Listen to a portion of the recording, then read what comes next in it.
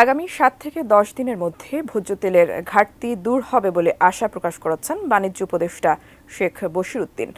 বিকেলে সচিবালয়ে এক সভা শেষে তিনি এমন আশ্বাস দিয়ে বলেছেন, রমজানে বাজারের নিত্যপণ্যের সংকটের কোনো আশঙ্কা নেই। অন্যদিকে নৌ পরিবহন উপদেষ্টা জানান, চট্টগ্রাম বন্দরে বিপুল পরিমাণ নিত্য প্রয়োজনীয় পণ্য নিয়ে নোঙর করেছে অনেকগুলো জাহাজ। সেগুলো বাজারে এলেই অনেক পণ্যের দাম কমে আসবে। রেজওয়ান ফয়েজের রিপোর্ট।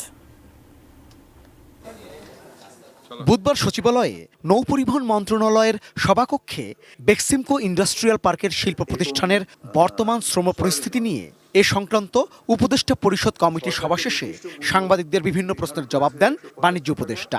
সেখানে কিন্তু পাম অয়েল বিক্রি হচ্ছে। এ সময় বাজারে ভোজ্য তেলের সংকট এবং এই সুযোগে অতিরিক্ত দাম নেওয়া প্রসঙ্গে এক প্রশ্নের জবাবে বাণিজ্য উপদেষ্টা আশ্বস্ত করলেন, আগামী ৭ থেকে ১০ দিনের মধ্যে এই সংকট আর থাকবে না। মাঠের অলরাউন্ডার আমি, আর ঘরের all rounder Taylox. Taylox toilet cleaner, clean মানেই টাইলক্স।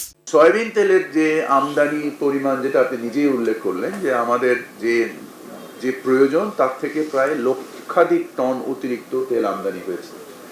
এই মুহূর্তে বাজারে যদি আপনারা দেখেন, রমজানের যত পণ্য, খেজুর, ছোলা, ডাল, চিনি, শুধুমাত্র তেল একটা সমস্যা বিরাজ করছে। আমি আশা করি ৭ থেকে ১০ দিনের মধ্যে তেলের বাজার স্থিতিশীল থেকে নিম্নমুখী হয়ে যাবে। রোজার মাসে যেসব পণ্যের চাহিদা বেড়ে যায়, এই রমজানে সেই সব পণ্যের পর্যাপ্ত সরবরাহ নিশ্চিত করা হবে বলেও জানান তিনি।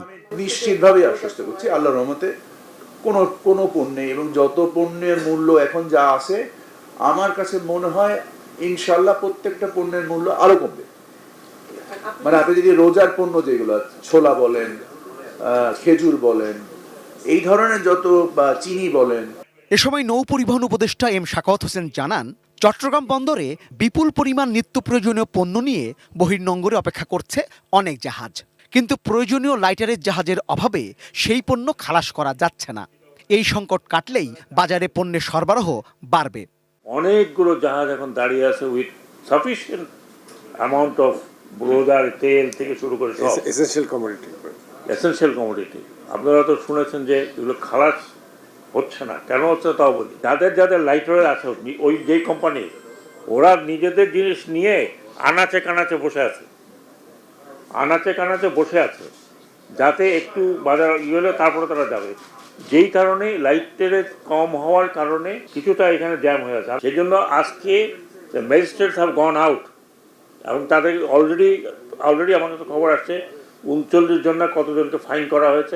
তিনি জানান, রোজার আগেই বন্ধ হয়ে যাওয়া বেক্সিমকোর পোশাক কারখানাগুলোর শ্রমিকদের সব দেনা পাওনা পরিশোধ করা হবে।